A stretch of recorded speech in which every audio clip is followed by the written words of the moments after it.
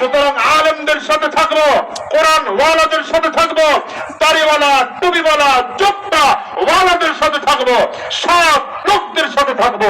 ইসলাম কায়েমের জন্য রক্তের প্রয়োজন হলে রক্ত দেব, জীবন দেওয়ার প্রয়োজন হলে পিছপা হটবো না, জীবন দিত তৈয়ার থাকবো। কারা কারা আছেন হাত তুলে উঠান। আল্লাহ আমাদের কবুল করুন। আমিন জোরে বলেন নাই, জোরে আওয়াজ। ইমানদারদের সাথে না বেঈমানদের সাথে? কোরআনওয়ালাদের সাথে না ইসকনের সাথে? কোরআনওয়ালাদের সাথে। ঠিক আছে তো ইনশাআল্লাহ? ঠিক আছে তো ইনশাআল্লাহ? ভয় পাবেন না, ভয় পাবেন না, ভয় পাওয়ার কারণ নাই।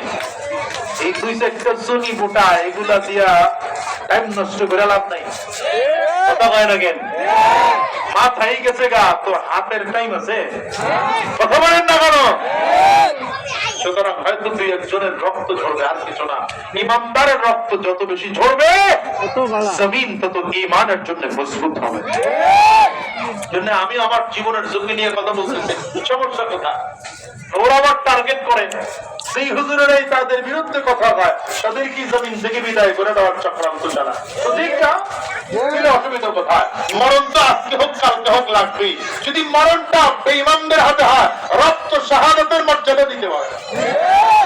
এই জন্য প্রিয় ভাই, আমি আর লম্বা সময় নিতে পারবো না, কারণ আমি মাহফিলের এই প্রোগ্রামটা নেওয়ার সময় আমার ভাই আরে সাহেব কোথায়?